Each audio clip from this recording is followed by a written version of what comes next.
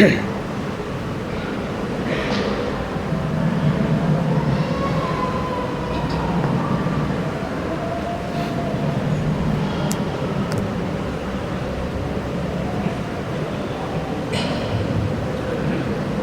hamdalillah nahmaduhu wa nasta'inuhu wa nastaghfiruh wa na'udzu bihi min shururi anfusina wa min sayyiati a'malina may yahdihillahu fala mudilla lahu wa may yudlil fala hadiya lahu asyhadu an la ilaha illallah wa asyhadu anna sayyidana Muhammadan 'abduhu wa rasuluh. Allahumma shalli ala sayyidina Muhammad wa ala ali sayyidina Muhammad wa sallim tasliman katsiran. Amma ba'd, ya ayyuhal muslimun ittaqullaha ta'ala mastata'tum wa qad hazal taqwa. A'udzu billahi minasyaitonir rajim.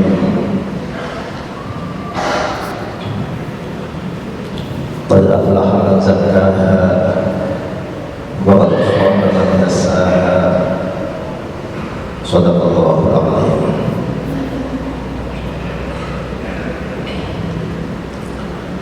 Di ujung bulan Dzulhijjah ini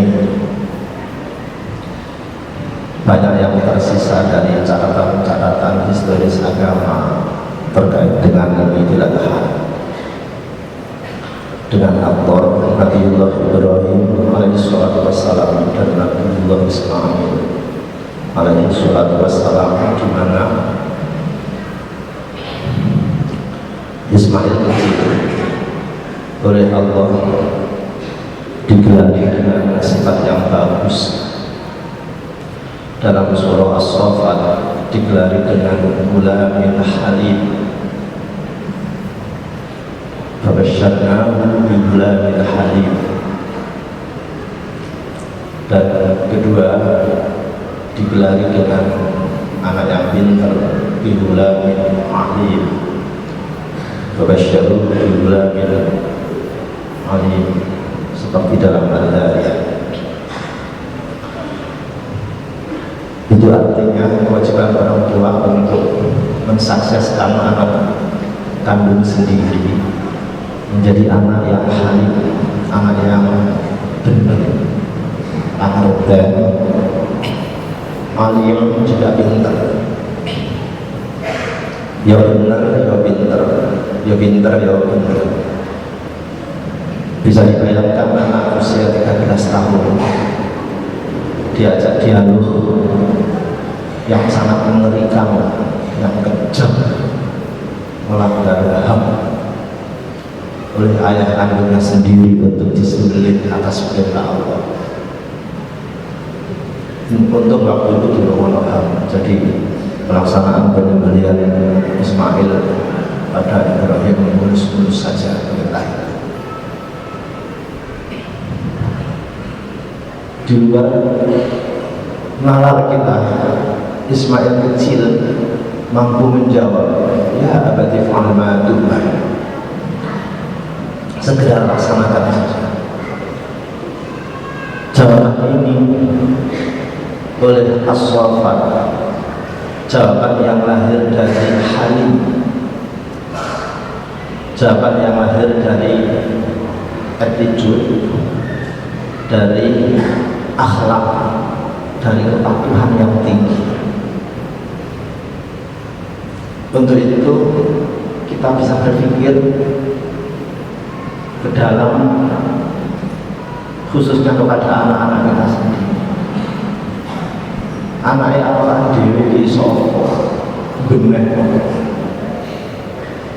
di mana kemandiriannya dan di mana kepatuhannya. Bahkan kadang sudah sarjana pun masih belum benar. Untuk itu sifat halim dan sifat alim yang harus dimiliki oleh anak ini biar ke depan juga menjadi pemimpin yang bagus, betul-betul sudah dibuktikan Sisi lain dari itu, Ibrahim telah sukses membuktikan kepada dunia mempunyai anak sedemikian bagus. Tapi sebagai informasi kepada tradisi yang salah, Ibrahim yang menunaikan penyembelihan anak sebagai korban di mana tradisi di dunia sekitar waktu itu memang demikian. Hanya saja versinya berbeda. Di Mesir misalnya, yang disembelih itu gadis cantik atau Miss Universe yang terpilih oleh ketua adat setempat, karena pandangan rakyat Mesir terhadap Tuhan yaitu indah. Keindahan-keindahan itu dikorbankan dengan keindahan yaitu gadis cantik. Tidak sama di daerah Persia termasuk Irak. Memandang Tuhan adalah Tuhan yang sangat berwibawa, yang sangat senior, yang sangat bersih. Maka manusia yang dikorbankan adalah manusia bersih, yaitu orang-orang solih, kiai. Kalau di sini gitu kira-kira ya mursyid torekot atau ketua NU atau ketua Muhammadiyah gitu yang dikorbankan.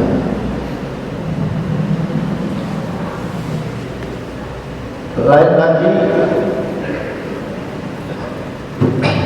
itu di Skandinavia itu justru menggunakan bayi. Nah, di Skandinavia menggunakan kiai dan di Irak menggunakan bayi karena Tuhan dipahami sebagai Tuhan yang bersih, fitrah, maka bayi yang dikorbankan. Sedangkan di daerah Julum Nabi Ibrahim dikorbankan yang penting manusia. Oleh Tuhan dikoreksi karena itu terlalu mahal. Apa yang bisa kita petik sekarang?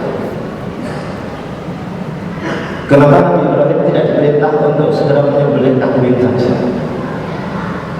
Kalau sudah untuk menyembelih kambing, jawabannya itu biasa. Karena Nabi Ibrahim biasanya mayoran, ada tamu sedikit dibelekkan kambing, ada perdebatan sedikit menyembelih ternak.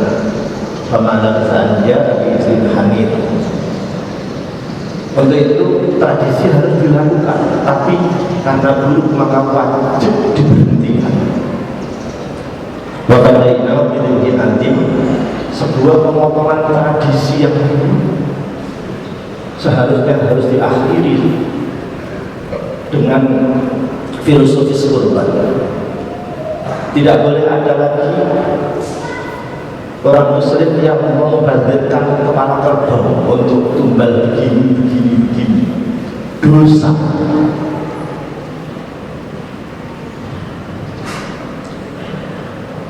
Tradisi-tradisi yang menyalahi agama seperti pakaian. Apakah pakaian dari orang budaya Irian pakai koteka itu harus dilestarikan? Agama melarang.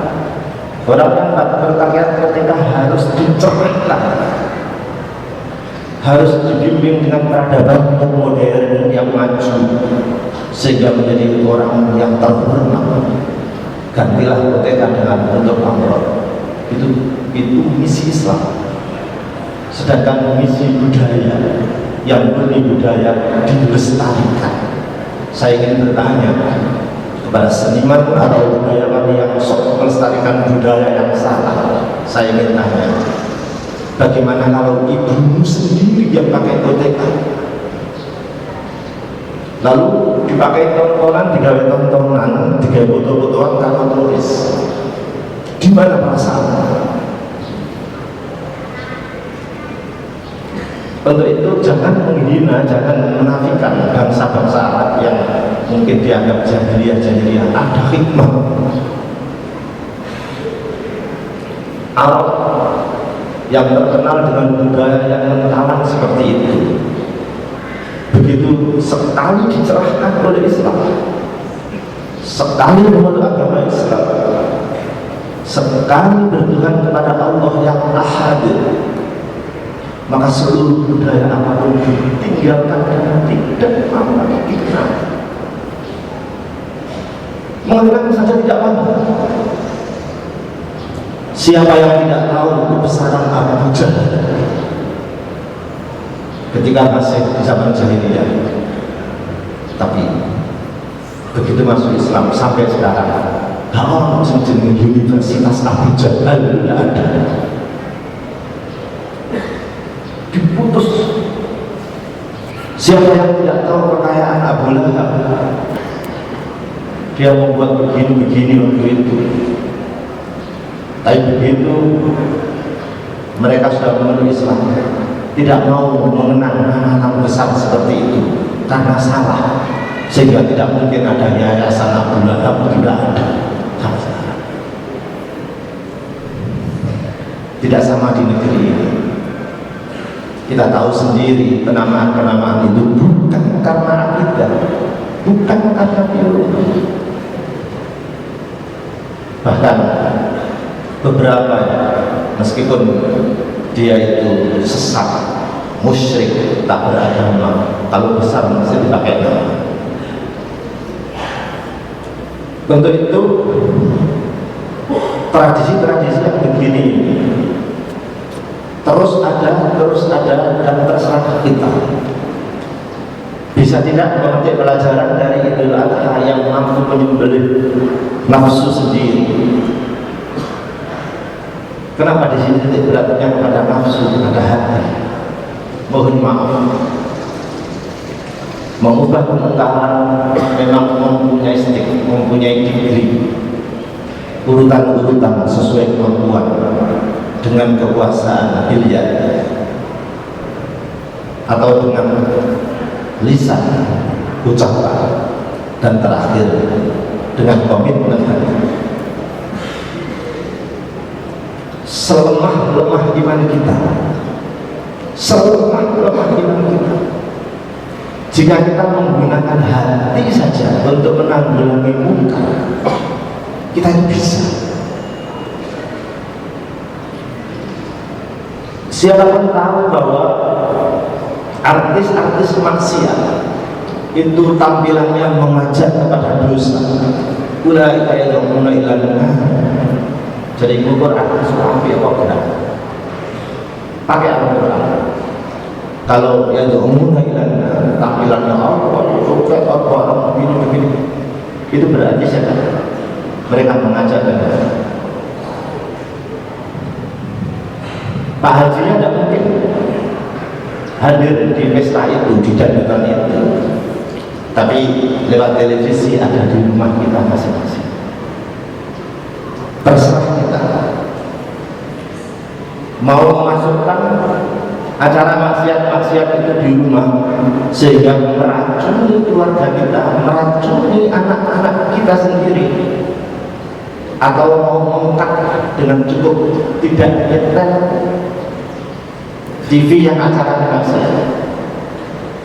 Kalau bapak, kalau ibu, kalau rumah tangga tidak mau, sebagai komitmen mukmin yang siap menyembelih nafsu dan tradisi guru, haramkan seperti saya mengharamkan keluarga saya untuk memutar atau nyetel TV yang acaranya maksiat, dangdutan dan lain-lain. Saya haramkan pada keluarga kami, karena kami akan diminta bertanggungjawab di akhirat. Bisa dibayangkan, andai semua umat Islam tidak mau saja nonton itu, maka sponsor pasti mati. Tidak akan yang biaya. Praktis artis, agen-agen iblis itu pun tidak akan bisa tampil. Kenapa bisa tampil? Jawabannya satu, hati kita tidak kita pakai secara optimal untuk menghentikan itu lewat yang kita bisa, yaitu lewat televisi kita sendiri. Jika bapak jika ibu keluarganya masih saja begitu, itu berarti belum mengamalkan Idul Adha, belum menyembelih nafsunya sendiri, masih saja memasukkan pengaruh-pengaruh neraka itu di rumah sendiri. Lewat mimbar ini saya ingatkan penuh, yang diminta bertanggung jawab besok adalah Bapak sebagai kepala keluarga.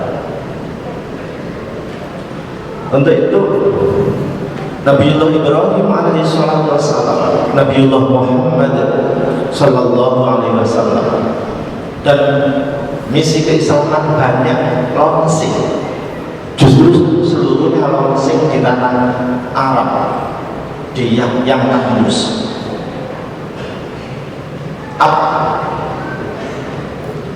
Kenapa Islam tidak di launchingkan di negeri subur seperti Indonesia, justru di negeri yang tandus seperti itu? Jawabannya untuk mendukung pembuktian bahwa Tuhan Allah itu ada dan berperan.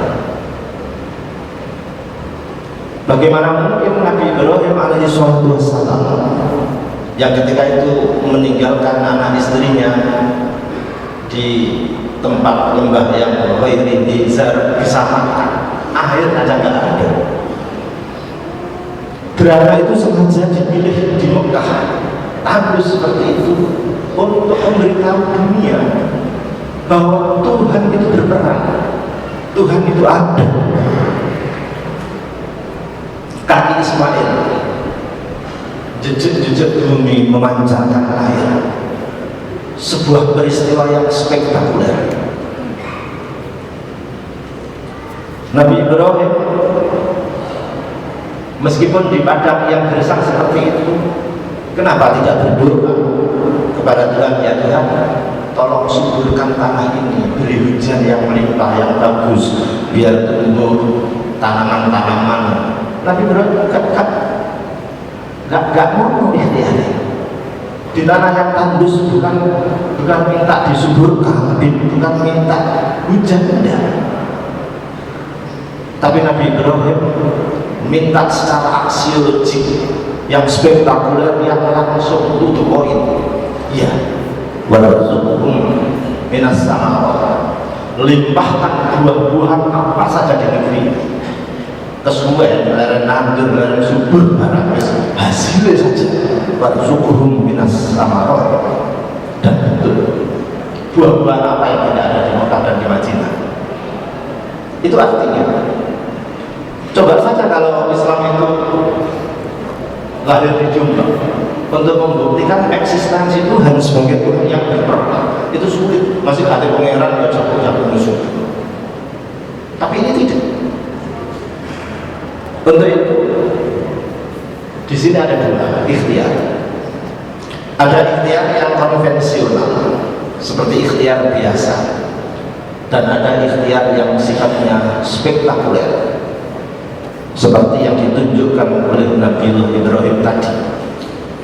Dan ikhtiar yang spektakuler itu menghasilkan hasil produk yang sangat luar biasa, yang tak terduga dan jauh melampaui usaha yang konvensional, karena ketawakalan dan keimanannya top perintah Allah, top, tidak ada yang lain, hanya menurut perintah Allah. Ismail secara cepat, meskipun disembelihnya disembelih secara refleks, diganti dengan bidibihin nanti kambing. Tanah yang tandus seperti itu, hanya dengan doa aksiologik langsung minta buah, dan banyak buah dari mana-mana ke sini. Itu artinya para muslim kalau dalam berusaha itu ojo konvensional terus-terusan. Dan rahmat Allah yang spektakuler, sesekali tunduk dangen tidak keajaiban-keajaiban Tuhan yang atraktif dan yang pasti turun, tapi syaratnya harus betul-betul sujudnya itu total di hadapan Allah Subhanahu wa Ta'ala. Mudah-mudahan bermanfaat. Barakallahu li wa lakum fil Qur'anil 'azim wa nafa'ana bihi wa iyyakum bima fihi minal ayati wa dzikril hakim. Wa taqabbal minni wa minkum tilawatahu innahu ta'ala jawwadun karim malikun rahmanur rahim. Walhamdulillahi rabbil alamin. Allahumma salli ala sayyidina Muhammad wa ala ali sayyidina Muhammad.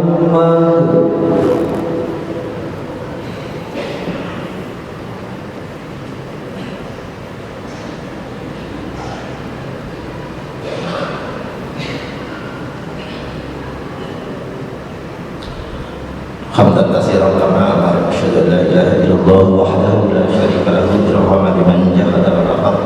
Allahumma shalli ala sayyidina Muhammad wa ala ali sayyidina Muhammad wa sallim tasliman katsiran amma ba'd.